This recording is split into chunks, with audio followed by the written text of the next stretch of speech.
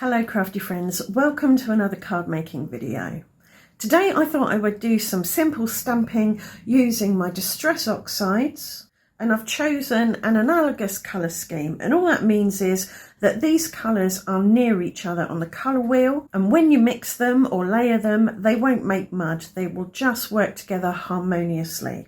I've got saltwater taffy, which is a red orange, dried marigold, which is an orange, and scattered straw, which is a yellow orange. So they're next to each other on the colour wheel. They're all kind of pastel, slightly muted colours. So if you want to recreate this card and you're not into pastels, then substitute an analogous set of brighter colours. So I've put my card blank in my stamping platform. I've got my rule of thirds acetate grid here, and I want to make a mark a third of the way down and in the middle, so here. I'm going to put a focal die cut here, but my stamping is going to form a foundation for that, so I want to keep the stamping around this area. I'm going to start with a blobby stamp from one of my hodgepodge stamp sets. Don't ask me where these stamps are from because I cannot remember. You obviously don't need to use these particular stamps, you can use whatever you like. So I'm going to start with saltwater taffy. Sometimes I find I get better stamped results if I add my distress oxide to my stamps using a finger dauber or a sponge dauber. So I'll press that down and give it a couple of seconds for the ink to transfer. That's pretty good. I want 3 of these. So I'm going to put another one here, overlapping that one ever so slightly.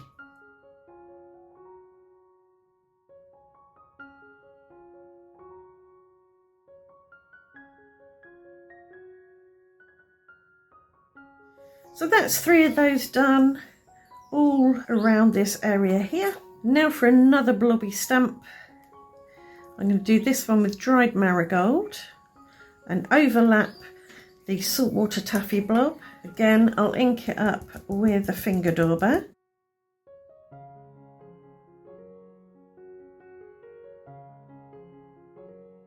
I'm going to change the orientation of this and have it going portrait style, I think. And another portrait one there. Next I've got a little blob and I'll link that up with the scattered straw. So we've got 3 colours, but they're not all equal really. We've got more saltwater taffy than dried marigold and more dried marigold than scattered straw. I think I'll do that one a second time. This is a silicone stamp or an acrylic stamp. It's not photopolymer, so it doesn't take water-based inks like distress oxides particularly well. So quite often you have to do more than one stamping to get a smooth result. I think we'll have a landscape version down there. Again, I'll probably do that 3 times. And one up here, poking out the top. So hopefully you can see how where the colours overlap, they don't make mud. In most cases, they make a different colour somewhere between the two. Distress oxides are opaque, semi-opaque, so you do tend to get layering rather than blending of colours, but we have got blending going on here, new colours forming where the colours overlap. Now I want to add some contrast, so I've got black soot distress oxide, and because this is easy enough to stamp, I'm not looking for perfect impressions, I'm going to use an acrylic block, and I think I'll do 5 of these dotty circles.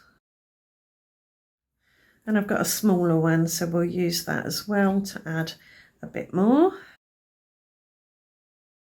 This area in the middle will be covered up, so I don't need to worry about that.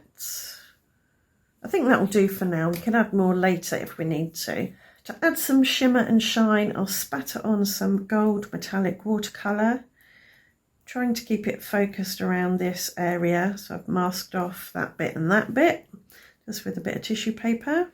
And I'll dry that with my hairdryer. Right, I've cut all my elements. I've got this piece of foliage and I want to just gild it ever so slightly with this gilding gum. This is DIY gilding gum.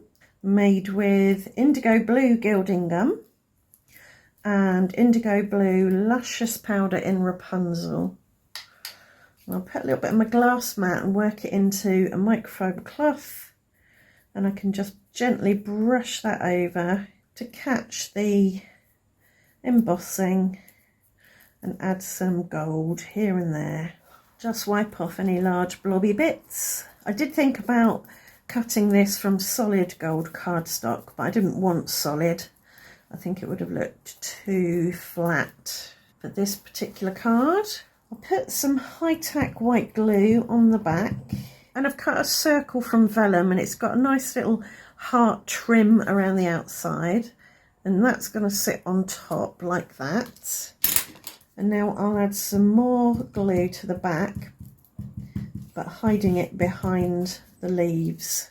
And I was going to pop it right in the middle, but I'm actually going to pop it off to the side a little bit. But everything is still in this area. And for my sentiment, I've got this "You're the Best." I spent a nice half hour yesterday with my typewriter typing out lots of sentiments onto card and then cutting them down. So I've cut this out with a stitched rectangle die. To give it a bit of lift, I'm adding some 1mm deep foam tape to the back. But before I stick that down, I'm going to add a little thread nest. I was going to do it before I stuck down the foliage, but I forgot. I'm having one of those days. I've just wound that around a few of my fingers and stretched it into a sort of nice circle of thread. I'm just wondering if I can actually lift this up a bit. No, I don't think I can, so I'm going to trap it under the sentiment rather than the leaf. Why not? Just cut off the straggly bits. I do seem to have covered up a few too many of the little black dots, so I'm going to use the small one to add some more. Yeah, that will do. I'm adding a few Morning Dew Nouveau drops. These will dry clear. Just add a little bit of extra gloss and dimension and spatterage or smattering.